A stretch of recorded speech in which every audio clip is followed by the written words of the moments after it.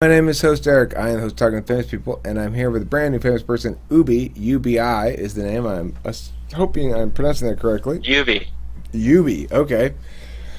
So, Ubi and I have just spoken a few sentences to each other, and that's it, as I like to try to limit conversation before I do any sort of typing so I'm not influenced by the pre-filmed conversation.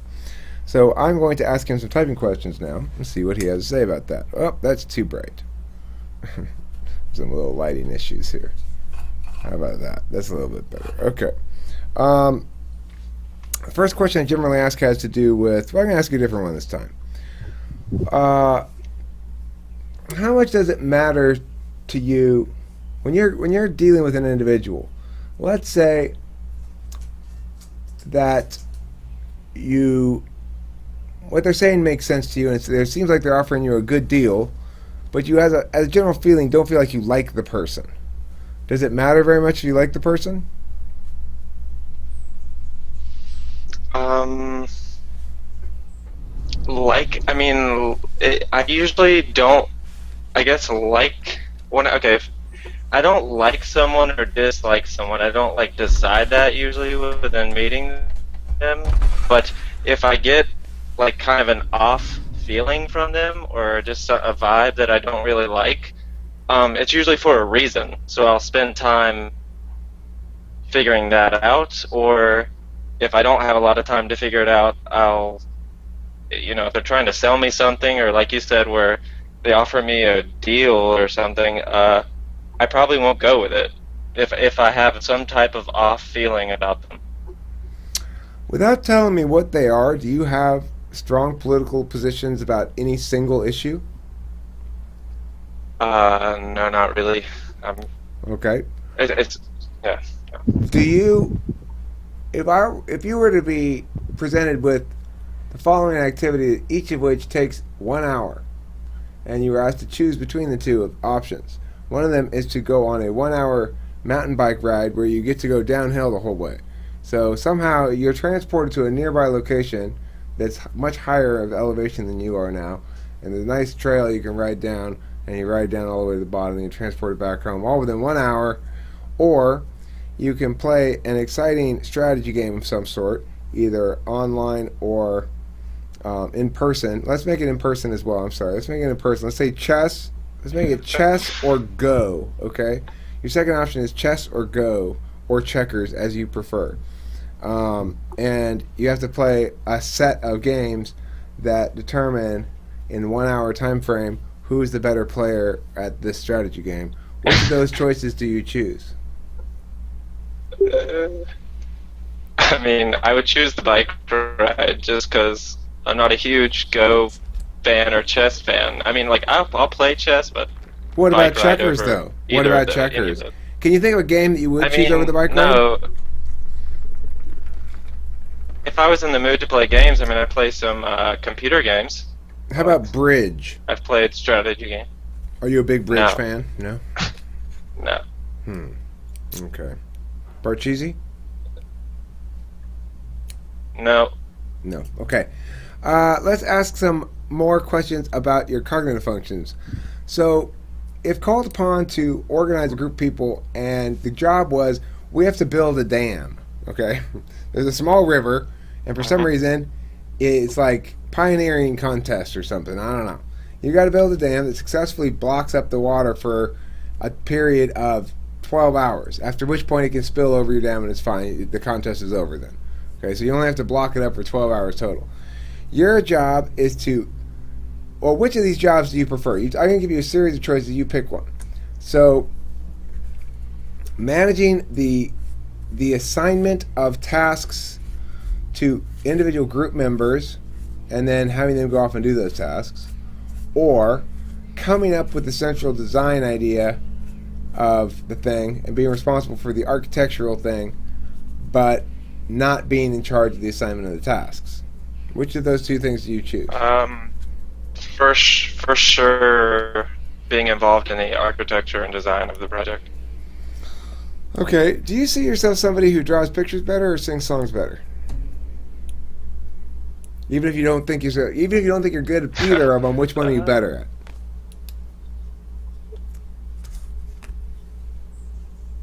Probably singing songs. Okay.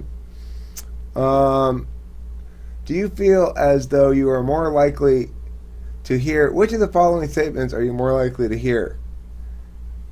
Um, One, dude, you're a little bit too much. Just take it down a slot. Or two, gosh, you're quiet. Don't you ever have anything to say? Which of those two things are you're more likely to hear? Being said towards me? Yeah, being said to you. Probably, definitely the quiet one. Okay. Yeah. Or meaning I'm not I'm sorry, meaning the one that where they would say, "Dude, don't you have something to say?" Oh, okay. So they say you're Not- too quiet, not you're too loud. Okay. So Yes. you're basically you're not an ENTP. I'm eliminating ENTP then. Uh, so wait, you're just trying to type. I got you. Like I know my type, but you're trying to type me. Yeah, I'm just trying to. I'm trying to narrow it down to Interesting. make sure I got it. I have a pretty good idea what you are already, but I want to make sure I haven't Okay. been I'm not being Okay, fooled okay, or okay. something. Okay.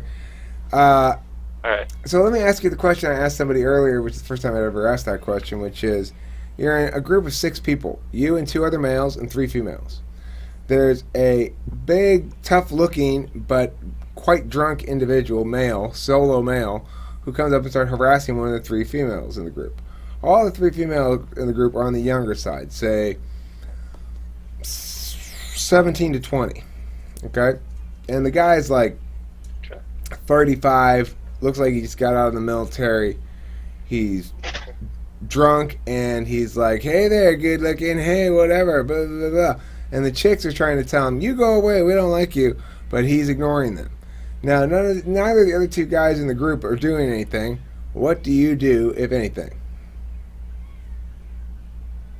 So I just walked up on this situation. No, you're in a group of 6 people. You know the Oh, other. okay. Sorry. You know the other 5 people. Okay, I know them.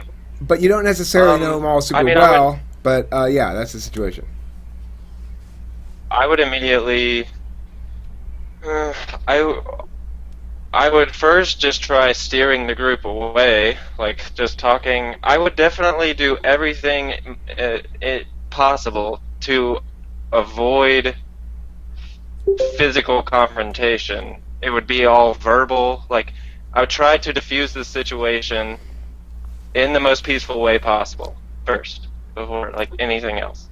So I mean, Okay. does that work? So he kind of ignores you, the drunk guy, and he puts his face like 1 inch from his hand 1 inch from your face like this. He doesn't actually touch you. He doesn't say a word to you, and keeps harassing the chick, but a little bit more aggressively now because you're trying to get in his way. Okay.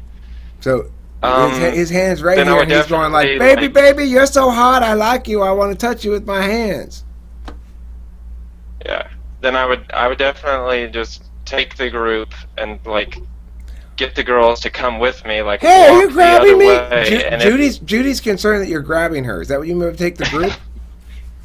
no, you mean pick them up with obviously, your if hands, I or know what? Judy and Judy knows me, this situation's shitty. She knows I'm just trying to get her out. Yubi, shut up! Yubi, shut up! Listen, I can deal with this myself, okay? But she's starting to cry. Wow. Yeah, Yubi, you should probably just stay out of it, man, says Steve from across the way.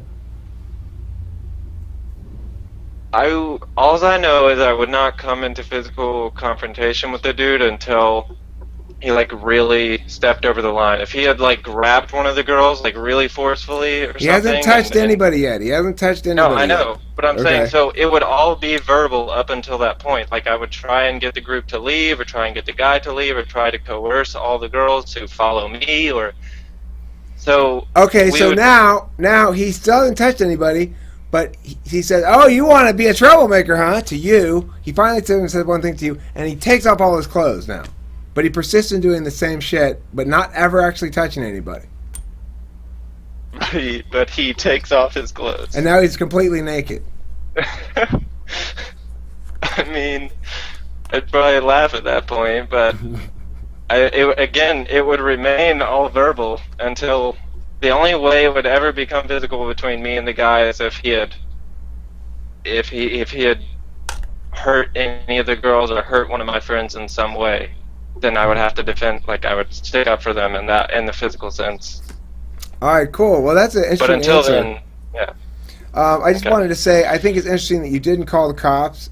It also just occurred to me at the end there, as I was thinking about possible alternatives, that you didn't duck and try to get the. You said you wanted to get them away, but one thing it would suggest that might be a possibility would be like to go inside a store or something, right, and make the naked guy follow you in there, and then make the Yeah. store deal I with it. mean, Basically, I you're had dumping your thought problem on other the things store in my then. head, but I didn't go into much detail about them. I had just reduced my answers to like really short, you know.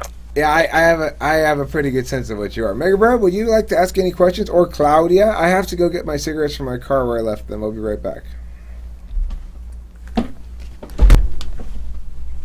Yeah, I haven't heard of it. Hello, Heard enough big to. bro. Hi, I haven't heard enough to ask any good questions. I'm kind of out of the loop. Yeah, you're good.